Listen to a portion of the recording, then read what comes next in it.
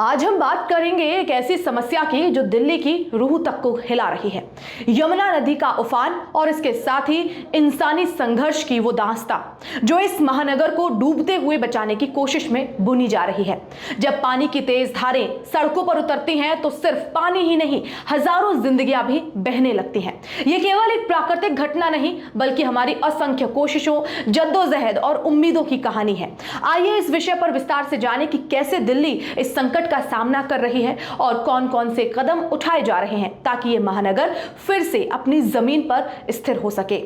सितंबर की शुरुआत में दिल्ली एक बार फिर पानी पानी हो गई है। यमुना नदी अपने चेतावनी स्तर को पार कर चुकी है और बाढ़ का पानी अब सिर्फ किनारों तक सीमित नहीं रहा, ये लोगों के घरों, सड़कों, शमशान घाटों और राहत शिविरों में घुस चुका है। राजधानी की सड़कों पर अब कारों की जगह नाव दिखाई दे रही हैं, पुलों पर राहत शिविर बन चुके हैं और महिलाएं और बच्चे अंधेरे का इंतजार कर रहे हैं ताकि किसी की नजर से बचकर खुले में शौच कर सके। मयूर विहार, यमुना बाजार, शास्त्री पार्क और पुराने उस्मानपुर जैसे इलाकों में हजारों परिवार अस्थायी टेंटों में रह रहे हैं, जहां ना साफ पानी है, ना शौचालय, ना ही पर्याप्त खाना। दिल्ली का सबसे बड़ा शमशान घाट निगम बोध घाट भी अब आधा जलमग्न है, जहां लोग अपने मृतकों का अंतिम संस्कार कीचड़ और पानी के बीच कर रहे हैं। यह सिर्फ एक बाढ़ नहीं है, यह दिल्ली की ढहती व्यवस्थाओं, संघर्ष करती जिंदगियों और छीनती इंसानियत की कहानी है।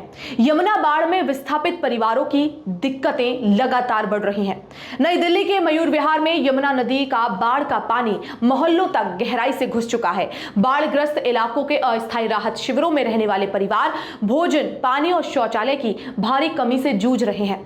दिल्ली के 6 बाढ़ प्रभावित जिलों में कम से कम 38 जगहों पर लगाए गए 500 से ज्यादा तंबुओं में विस्थापित लोग पीने के पानी, भोजन और भीड़भाड़ की शिकायत कर रहे हैं। दिल्ली अग्निशमन सेवा की टीमें अभी भी जलमग्न घरों से लोगों को निकाल रही हैं। मयूर विहार फेज 1 और यमुना बाजार में बाढ़ का पानी राहत तंबुओं में घुस गया है, जिससे विस्थापितों की मुश्किलें बढ़ गई हैं। बचाव के दौरान पुराने लोहे के पुल पर करीब 300 गायों को सुरक्षित स्थानों पर लाया गया। पशु चिकित्सक ने बताया कि उन्हें दवाइयां और खाना दिया जा रहा है ताकि वे बीमारी से बच सके। राहत शिविरों में शौचालय की कमी एक बड़ी समस्या बनी हुई है। प्रशासन ने मोबाइल पोर्टेबल शौचालय बनाना शुरू कर दिया है, लेकिन भारी बारिश और भीड़भाड़ के कारण यह काम धीमा हो रहा है। राहत कार्यों में भीड़ नियंत्रण एक बड़ी चुनौती बनी हुई है। बचाव नाव में सीमित लोगों को बैठाया जा सकता है, जिससे बचाव कार्य सुचारू नहीं हो पा रहा है।